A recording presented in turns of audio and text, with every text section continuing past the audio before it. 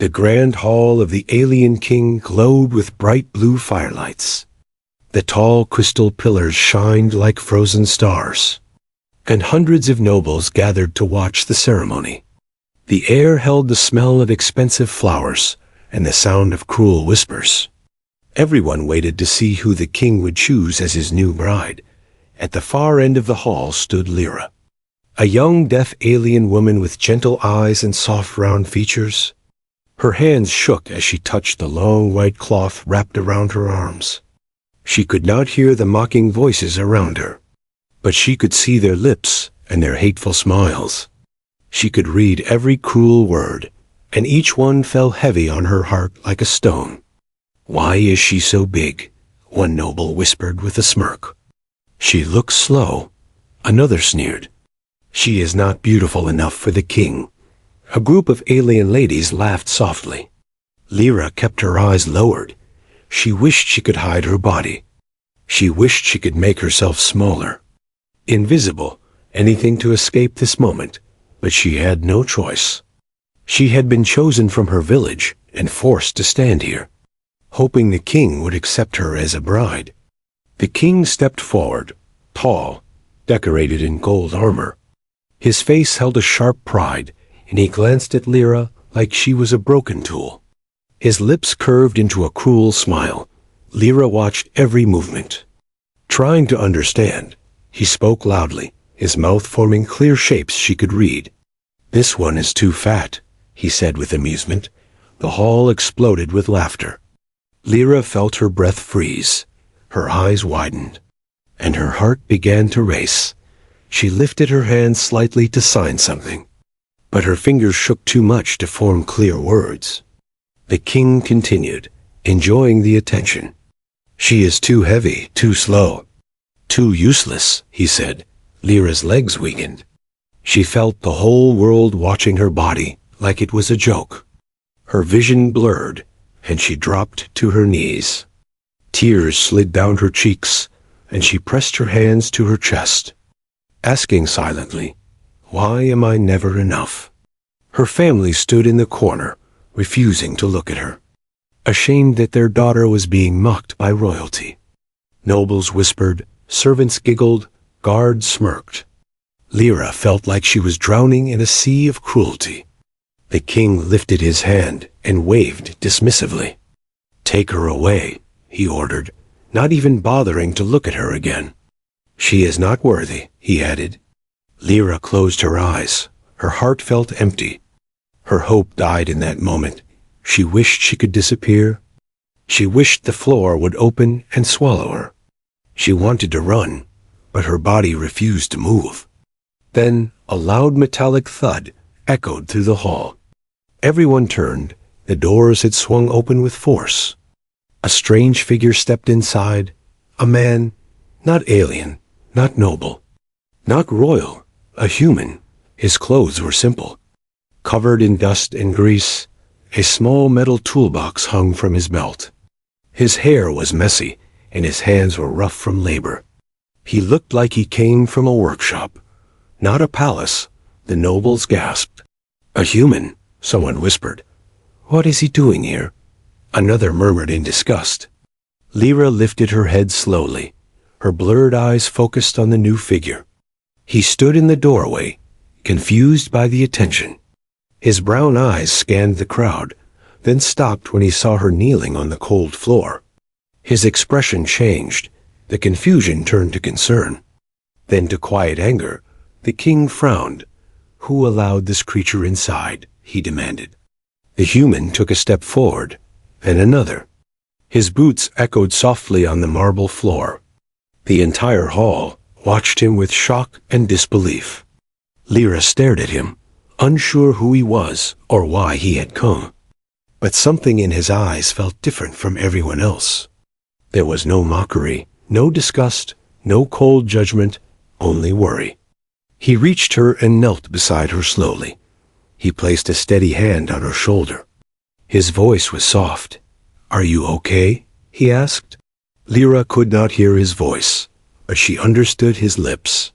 Her breathing trembled, and she nodded weakly. The human looked around at the crowd, his jaw tightening. He signed clumsily to her with his hands. Not perfect, but understandable.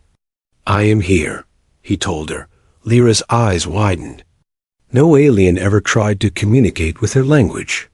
Not even her family, but this stranger did. The hall fell silent. No one understood what he signed. But Lyra did. Her heart thumped. The king's angry voice broke the silence. "Remove him," he ordered. But the human stood up, stepping in front of Lyra, shielding her from the king's gaze. His body tense, his eyes fierce. For the first time in her life, someone stood between her and cruelty. Someone defended her. Someone cared. The hall watched in complete shock. The king glared. "Who are you?" The human took a slow breath. "My name is Evan," he said, his voice steady. "And I am here for her." Lyra's heart stopped for one long moment. The hall exploded with whispers.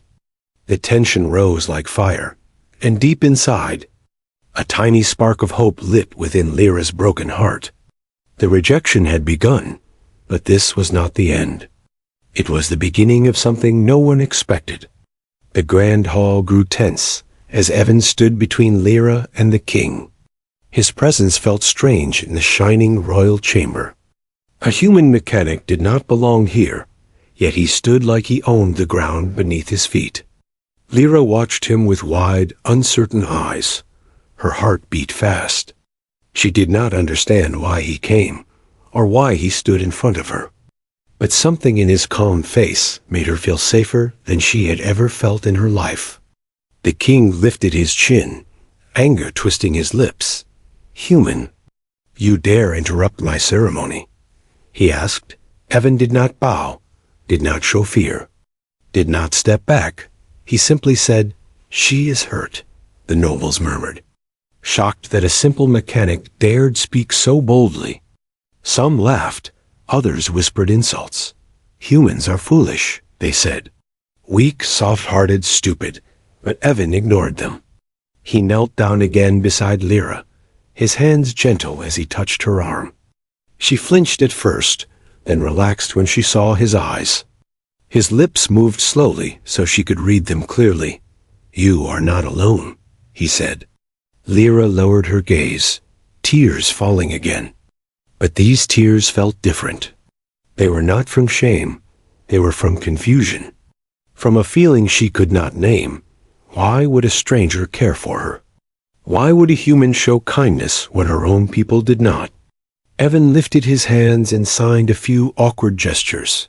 His movements were not perfect. But Lyra understood enough. He signed, "I help, okay?" Her breath caught for a moment. No alien had ever tried to communicate like this, not even her family. They had given up trying to talk with her long ago. The king slammed his staff on the floor. "Enough," he shouted. The sound echoed across the hall, though Lyra heard nothing. She saw the shock on people's faces. Guards stepped forward, their armor clinking as they marched toward Evan, their expressions full of anger. They wanted to drag him away, punish him for disrespecting the king. Evan stood up slowly, placing himself in front of Lyra again. His body became a shield, his eyes cold and fierce. "Do not touch her," he warned the guards. The hall gasped. No one had ever heard a human speak like that to alien soldiers. One guard raised his weapon, ready to strike Evan. Lyra's eyes widened in fear. She reached forward, trying to warn him, her hands shaking as she signed, "Run, please." But Evan did not move. Instead, he raised his hand and spoke calmly. "I came to fix your palace generator," he said. "But I will not watch you destroy someone's spirit." The king stepped closer, his eyes burning with irritation. "You think she matters?" he asked with a mocking smile. Evan looked straight into his eyes. "She matters more than you think," he answered. The king blinked, surprised by the human's courage. He waved his hand, stopping the guards for a moment. "Why do you protect her?" he demanded. Evan turned back to Lyra, his voice soft. "Because I can see she is hurting," he said. Lyra watched his lips and understood every word. Her chest tightened. The king scoffed. She is useless, he said. Broken, deaf, fat. Rejected. Lyra flinched again, pain stabbing her heart. Evan's face hardened. No, he said. You are blind if you cannot see her worth. Gasps filled the hall. Nobles covered their mouths. Guards stared in disbelief. A human calling the king blind was unthinkable. The king's eyes narrowed. If you care so much, take her, he said with a cruel smile. Take the useless bride who is too big to stand beside royalty. The hall erupted in laughter. The king thought he had insulted both of them at once. He expected the human to refuse, to run away in shame. But Evan surprised everyone. He looked at Lyra and said softly, "Would you like to come with me?" Lyra's breath stopped. She stared at him, confused, scared, unsure. Her hands lifted slowly, signing, "Why?" Evan knelt beside her again. His eyes warm and honest, he signed back, "Because no one should face this alone." Lyra's tears fell again, her heart shaking. She had never heard words like this. Never seen someone defend her like this. Never felt safe in front of so many cruel eyes. The king crossed his arms, waiting for rejection, waiting for the human to show shame. But Evan stood and faced him proudly. "I will take her," he said. The hall fell silent. Every noble stared with shock. Every guard froze. Every whisper died. Even the king's smile disappeared for a moment. Lyra lifted her hands, trembling as she signed. "You? Choose me." Evan nodded. "Yes." She placed her hand in his. Small and shaking, and for the first time in her life, she felt like she belonged somewhere. Not because she was perfect. Not because she was chosen by her people, but because someone finally saw her heart. The king waved them away dismissively, thinking the human would regret his decision. But Evan held Lyra's hand firmly and led her out of the grand hall. Step by step, she followed him, leaving behind the place where her heart had been broken. As the great doors closed behind them, silence filled the hall. A silence that said one thing clearly. Something had begun that none of them understood yet. Evan walked out of the grand hall with Lyra beside him. The bright palace lights faded behind them, replaced by the warm glow of the marketplace lanterns. The air felt different outside, quieter, calmer, almost safe. Lyra held her arms close to her chest, still shaking, unsure if everything she had just lived was real. Evan slowed his steps so she could walk comfortably. He glanced at her gently, making sure she did not stumble. She watched his lips, reading his soft words. "You are safe now," he said. She nodded, though her heart still felt heavy. Her whole life she had been told she was too big, too slow, too useless. And now this stranger, this human mechanic, was walking with her as if she mattered. She did not know how to feel. The marketplace was busy, filled with lights, shops, and alien families enjoying the evening. But when they saw Lyra walking with a human, heads turned, whispers started. Some pointed, some laughed, some stared with confusion. Lyra lowered her head, shame rising again. She felt like the old fear was returning. Evan noticed and stepped closer, gently touching her arm. "Look at me." "Not them," he said slowly so she could read his lips. She lifted her eyes and met his warm, steady gaze. The noise around them softened. They reached a quiet corner near the transport station. Evan sat on a bench and motioned for her to sit too. She hesitated, then slowly sat beside him. Her hands twisted in her lap nervously. Evan opened his small toolbox and searched for a cloth. He found one and gently wiped the dirt and tears from Lyra's face. She stared at him in surprise. Her people never touched her with such care. He signed slowly. "You are hurt inside," she nodded, tears filling her eyes again. Evan continued signing. You think you are not good enough. Lyra looked down. Ashamed, she sighed. I am big, ugly, deaf. Useless. Evan's eyebrows lowered with anger. Not at her, but at the people who made her think that way. He lifted her chin gently with his fingers, so she would look at him. His lips moved slowly. You are none of those things, he said. Then he signed. You are strong. You are kind. You saw the world even without sound. Lyra covered her mouth, her shoulders shaking. No one had ever spoken to her like this. No one had ever used her language to give her hope. Evan wiped another tear from her cheek. The king is wrong, he said. Not you. Lyra stared at him, confused, lost. Trying to understand why he cared, she signed weakly. Why help me? Evan leaned back slightly, sighing. His eyes softened as a memory flashed in his mind. My sister, he whispered, his lips slow and clear. Lyra blinked. Not understanding yet, he continued. She was deaf too. Lyra's eyes widened. He signed clumsily. I learned for her, then added with his lips. And I will learn more for you. Something warm and painful rose in Lyra's chest. She placed her hand on her heart, then slowly lifted her fingers to form a sign. Thank you. Evan smiled softly. You are welcome, he signed back. The motion imperfect, but full of meaning. For the first time since the cruel ceremony, Lyra felt her breath steady. The darkness in her mind faded a little, replaced by a small, glowing light. But the world around them did not stay calm for long. A group of alien nobles approached the empty hall entrance. Furious from the king's embarrassment, they whispered among themselves. The human insulted the king. He must be punished. He took the rejected bride. A heavy door slammed again, and soldiers rushed out. Find them, the commander ordered. The king demands their return. Meanwhile, Evan stood from the bench and motioned for Lyra to follow him. They walked toward the workshop district, where metal towers rose into the sky like giant iron trees. He led her to a small building with a flickering sign. Evan's repair station. Lyra paused at the door, staring at the dusty windows and scattered tools inside. Evan smiled softly. This is my home, he said. Then signed. And yours, if you want.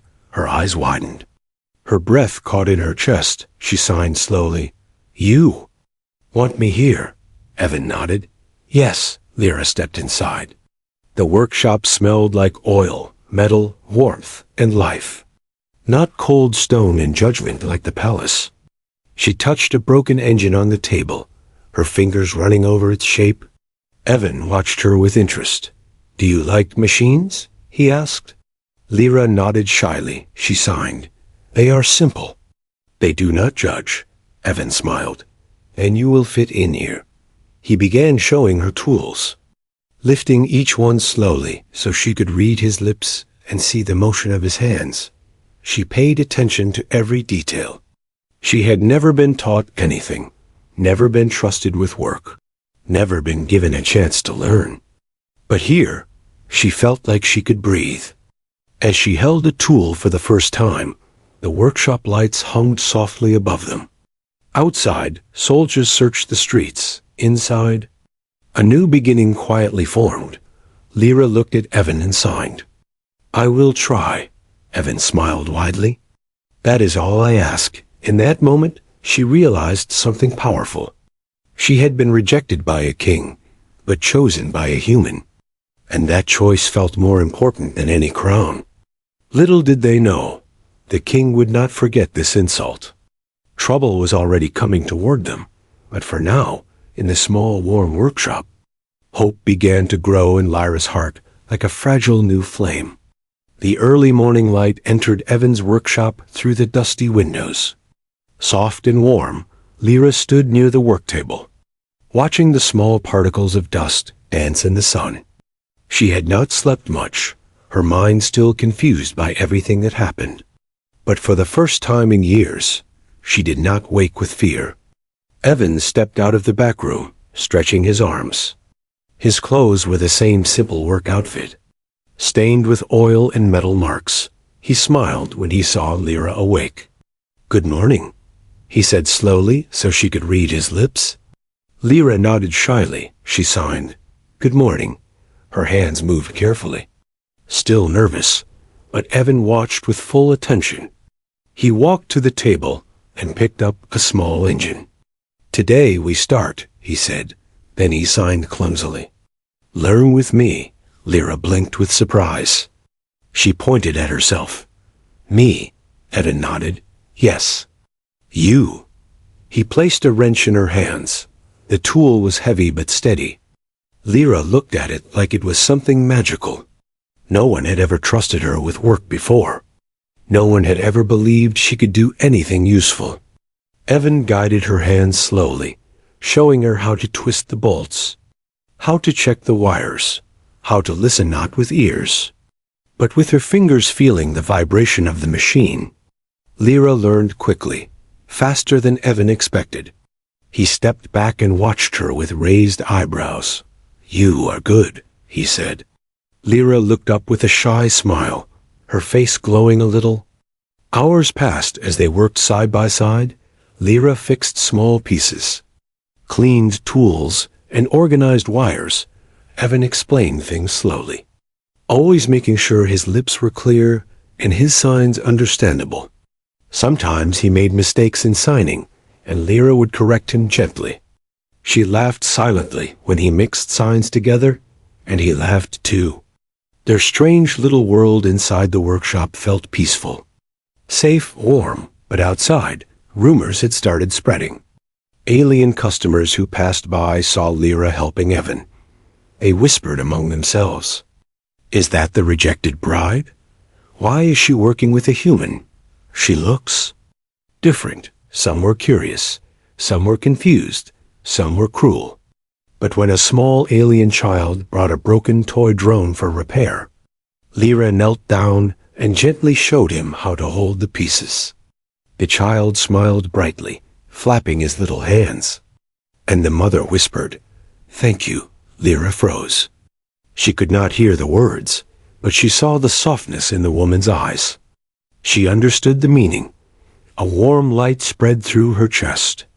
As the days passed, more people came to the workshop, not just for repairs, but to see the kind deaf woman who helped with machines. People who once mocked her now looked at her with curiosity, some even with respect. Evan noticed how she changed. Her back was straighter, her eyes brighter, her movements more confident. In the palace, she was treated like a burden. Here she became important. One evening, after a long day of repairs, Evan handed her a small tool bag. "Your tools," he said slowly. Lyra stared with wide eyes. She signed, "Mine." Evan nodded. "Yes." She pressed the bag to her chest. She felt like she was holding her own future for the first time. But far away in the palace, anger grew like a fire. The king heard the rumors, heard how people praised Lyra for her work, heard how strangers were beginning to admire her. He slammed his hand on the throne. "Unacceptable," he shouted. Nobles gathered around him, whispering, "The people like her now. She is getting attention. She makes the human workshop popular." The king's eyes burned with jealousy. He refused to accept that a woman he rejected could become respected because of a human. His pride hurt more than anything. He ordered his captain of guards forward. "Bring her back," he said sharply. "She belongs to me," the captain bowed. "Yes, my king." Back at the workshop, Lyra finished cleaning the engine and smiled with tired pride. Evan handed her a cup of warm tea. "Good job," he said. She signed. "I feel free." Evan nodded. "You are." But as the sun began to set, shadows moved near the workshop door. Soldiers stepped quietly into the alley, preparing to take her by force. Lyra did not know yet. Evan did not know yet. Their peaceful world was about to be shattered. Inside the workshop, Lyra continued to practice signing new words for machines. Evan watched her with a proud smile, but danger was already coming closer. Step by slow step, Lyra's new life had only begun. But soon she would face the hardest test of all. A test that would show the world what she truly was: not weak, not useless, not broken, but powerful in ways they never imagined. Evening settled over the workshop district with a soft golden glow. Lyra packed away her tools, carefully folding the cloths and placing each item in her small tool bag. The warm hum of machines surrounded her, and she felt safe inside the quiet space she now called home. Evan cleaned his hands with a rag, watching her with a gentle smile. "You did well today," he said slowly so she could read his lips. Lyra smiled, her hands forming the sign for thank you. She felt stronger than she had ever felt before. Her heart no longer felt like a broken piece of glass. She had purpose, she had work, she had someone who cared for her. But outside the workshop, dark shadows moved closer. A heavy knock rattled the door. Evan frowned and stepped forward cautiously. Lyra blinked, confused by his tense expression. A second loud knock shook the door, and Lyra felt a shiver run down her spine. Evan opened the door slightly, but the moment he did, soldiers pushed it wide, storming inside with metal boots and sharp eyes. Lyra gasped and stepped back, fear crushing over her like cold water. The captain of the guards pointed at her.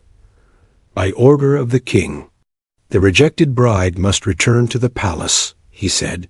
Lyra shook her head violently, her hands rising to sign. "No, no, no." Her breath trembled, old memories returning like painful echoes. Evan stepped in front of her immediately, his shoulders squaring. "She is not property," he said firmly. The captain scoffed. "She belongs to the king. She belongs to herself," Evan said, his voice hard. Lyra stared at his back, her heart pounding. She had never seen anyone defend her with such strength. Evan looked small compared to the armored soldiers, but he stood like a giant. The captain raised a hand, and two soldiers moved toward Lyra.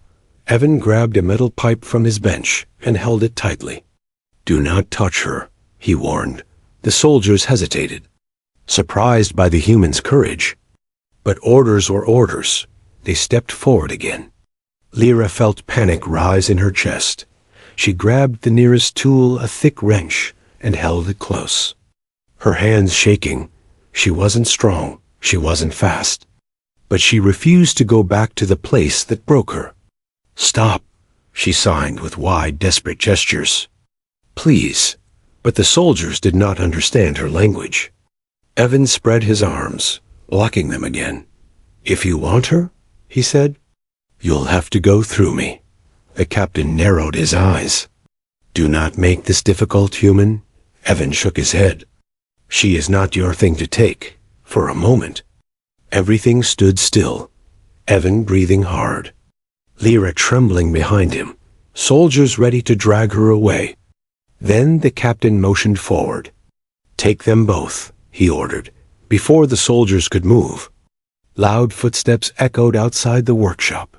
Voices, many voices, coming closer. The crowd from the marketplace had gathered. Humans, aliens, workers, shopkeepers, mothers. Elderly citizens all stood together in the alley. A few children held repaired toys Lyra had fixed. Some carried baskets of food. Some simply came because they saw injustice. One alien woman stepped forward and pointed at Lyra. "She helped my child," she said loudly. Another said, "She repaired my home light when no one else would," a human man added. "She is kind, she is gentle, and she belongs with us." The soldiers hesitated. Unsure, the captain looked around, shocked that so many people were defending a woman the king rejected. Evan looked at Lyra and signed slowly, "You are not alone." Lyra's eyes filled with tears. The crowd moved closer, forming a protective circle around the workshop. The captain gritted his teeth. "This is not your fight," he shouted. But one old alien man stepped forward and said, "It is now." The captain knew attacking so many citizens would start a riot. He clenched his fists, frustrated. "The king will hear of this," he warned. Evan stepped closer and stared into his eyes. "Tell him she is not coming back," he said, each word clear and strong.